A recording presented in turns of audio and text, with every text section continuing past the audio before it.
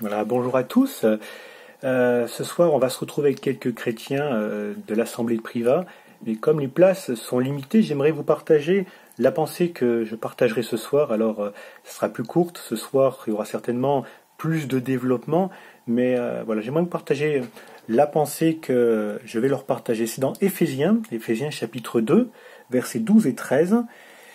Paul écrira « Souvenez-vous que vous étiez en ce temps-là sans Christ, privés du droit de cité en Israël, étrangers aux alliances de la promesse, sans espérance et sans Dieu dans le monde.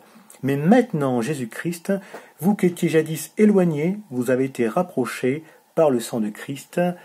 Amen. » Voilà, j'aimerais souligner quelques mots dans ces deux versets. C'est d'abord « Souvenez-vous que vous étiez sans Christ », « Souvenez-vous que vous étiez sans Christ » et plus loin « Mais maintenant, en Jésus-Christ. » Et cela m'inspire deux mots, c'est le titre de ce petit message, c'est rappel et espoir. Rappel et espoir. Rappel pour les chrétiens et espoir pour ceux qui ne le sont pas encore, mais on veut croire qu'ils sont en marche.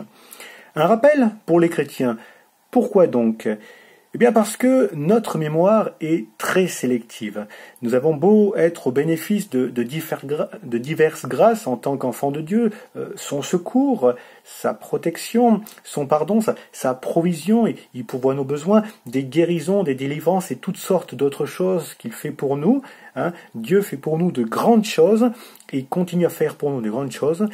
Malgré tout, les contrariétés qui demeurent dans notre vie, parce qu'on est humain et on a encore les aléas de la vie humaine, eh bien les contrariétés s'imposent parfois à notre esprit, nous faisant presque oublier notre condition d'avant que Christ fasse son entrée dans notre vie.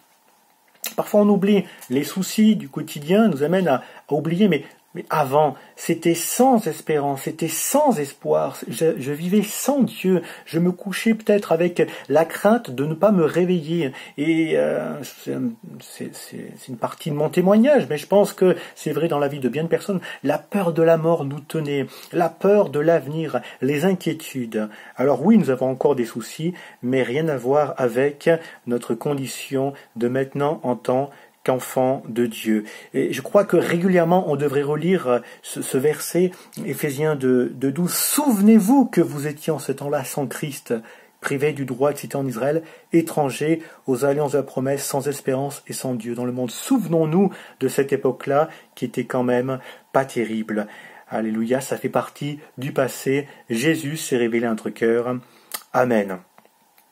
Et je crois qu'il n'est vraiment pas inutile de se rappeler cette époque, non pas pour avoir de la nostalgie, ça serait terrible, c'est une mauvaise manière de s'en souvenir, dire avant je pouvais faire les 400 coups, maintenant je sais plus ce que je veux, je suis obligé de faire des choses saines, des choses pures. Non, c'est pas une bonne manière de s'en souvenir, c'est bon de se souvenir en disant nous étions sans espérance et sans Dieu. Ça c'était la réalité. Et maintenant, notre vie a changé, nous avons l'espérance de la vie éternelle, l'espérance du pardon de nos péchés, l'espérance que Jésus est avec nous tous les jours jusqu'à la fin du monde.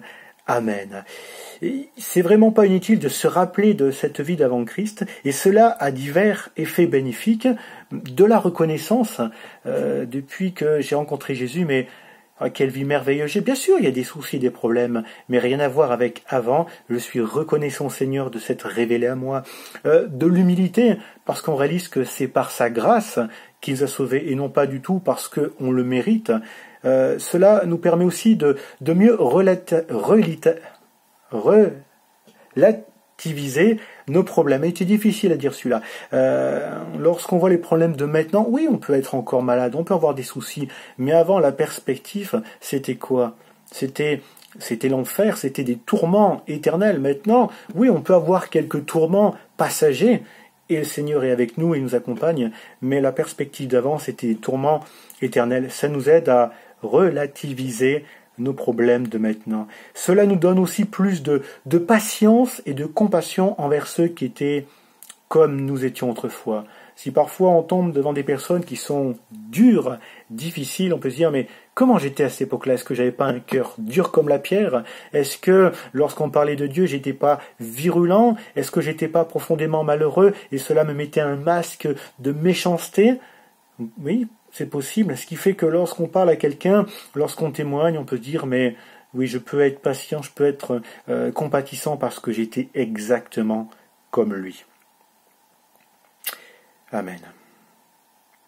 La manière dont on fait fonctionner notre mémoire va nous amener soit à broyer du noir, en tant que chrétien ou en général, mais là je parle pour le chrétien, va nous amener à broyer du noir. Il m'a fait ceci, il m'a dit cela.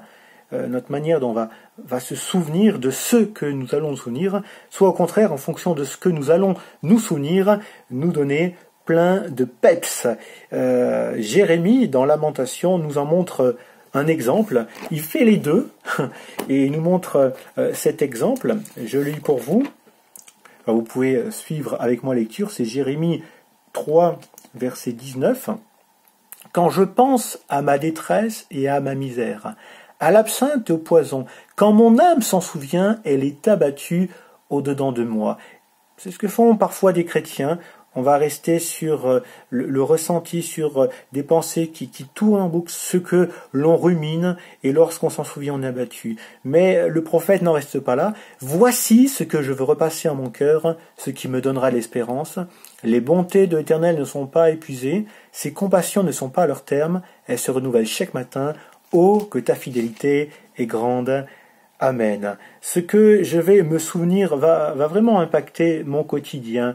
Et on peut, chrétien ou pas, mais là je parle surtout pour les chrétiens, on peut être plein de peps, plein d'énergie parce qu'on sait se souvenir de comment nous étions sans Christ et ce qu'il a fait pour nous, ou on peut passer notre temps à se souvenir de tout ce qui va pas, et nous savons que sur la terre, tout n'est pas rose. En fonction de ce qu'on va souvenir, en fonction de ce qu'on va repasser, ruminer, on sera abattu, ou au contraire, plein d'énergie, plein d'entrain. Il vaut mieux être plein d'entrain. Amen. J'en suis où? Oui, je poursuis. Alors, souvenons-nous de Jésus-Christ et de ce qu'il a fait pour nous. Si ces deux versets sont un bon rappel pour les chrétiens, ils sont également une parole d'espoir pour ceux qui ne le sont pas encore, ceux qui sont en chemin, qui sont interpellés dans leur cœur. Il y a une aspiration des choses spirituelles, mais c'est pas encore ça. Ils traînent un peu les pieds.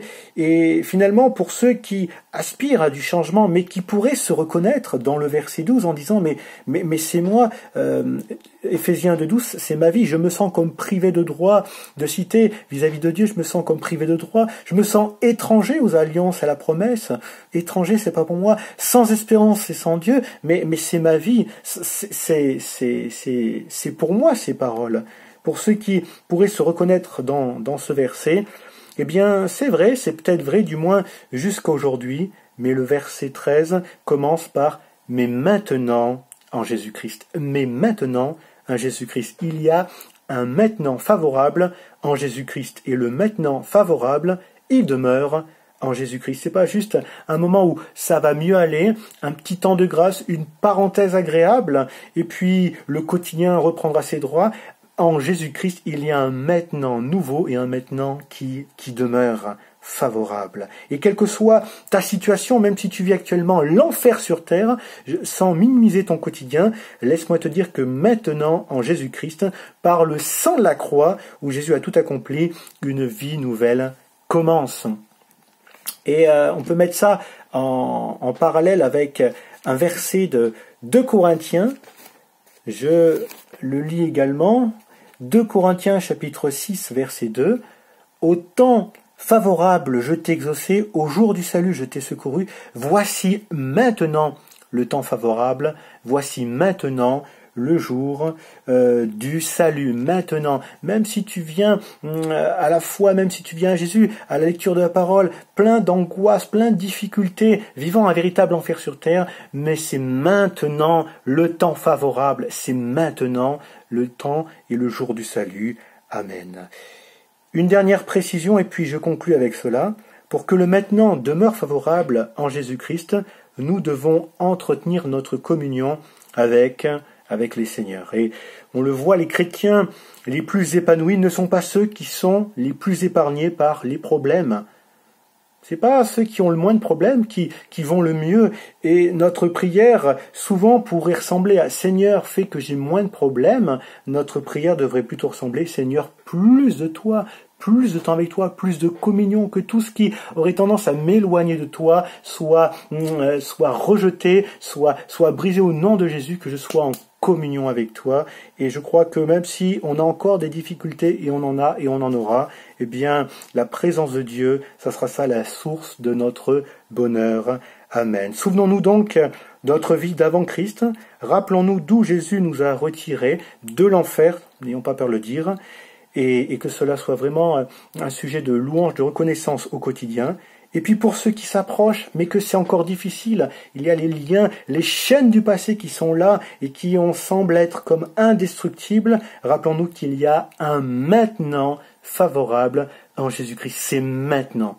Alors, aie confiance au Seigneur et crois qu'il va agir. Il ne t'oublie pas, il t'aime, il te porte sur son cœur et sur la croix, il a tout accompli pour que tu sois béni. Amen. Voilà, que Dieu vous bénisse, qu'il vous accompagne, qu'il vous apporte la grâce dont vous avez besoin, et on se dit à très bientôt.